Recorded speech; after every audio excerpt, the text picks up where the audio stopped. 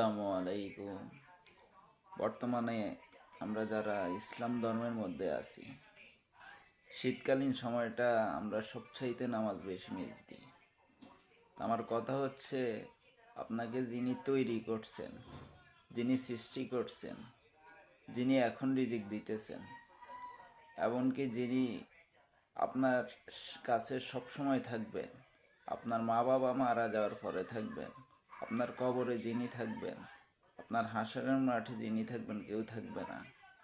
তো এই আল্লাহ তাআলা যিনি আমাদের জন্য এতটুকু এত এত করতেছেন, আমাদেরকে বানাইছেন, এমনকি বানানোর একটা উদ্দেশ্য আছে। তা আমাদের কিভাবে এত সাহস হয়, যিনি আমাদেরকে এত দিতেছেন, এত করতেছেন, বিপদ আপদে পড়লেও চাইলে আবার আমাদেরকে ঠিক সুখের জায়গায় আনি দিতেছেন, তারপরেও আমরা আল্লাহ পাকের ফরজ হুকুমগুলা ছাড়ার এত ক্ষমতা আমাদেরকে কে দিছে? আপনি চিন্তা করে দেখেন, দুনিয়ার আগুনটা মাত্র 1 গুণ দিয়ে দিছে, আর 69 গুণ বেশি তাফলা আগুন আছে জাহান্নামের মধ্যে। আর বাপ দাদা 14 গোষ্ঠী ন, পুরো দুনিয়ার মানুষও যদি চেষ্টা করে, ওই আগুনের যদি আমি বাগি হয়ে যাই, এখান থেকে ফিরানোর কোনো ইয়ে নাই, তাহলে আমাদের এত সাহস থেকে আসে?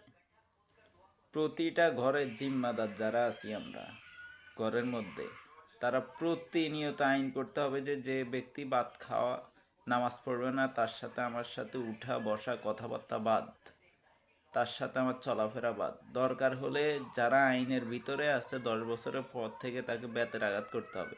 প্রতিটা নামাজ যদি সে না পড়ে, তাকে বেতের আঘাত করতে হবে। এটি ইসলামের আইন। এমনকি শাসন করার জন্য যদি আপনি একটা লাঠি রেখে দেন আপনার ঘরের মধ্যে ঝুলিয়ে, তৈলে ওইখানের মধ্যে দেখা গেছে বরকত নাজিল হবে, রহমত নাজিল হবে।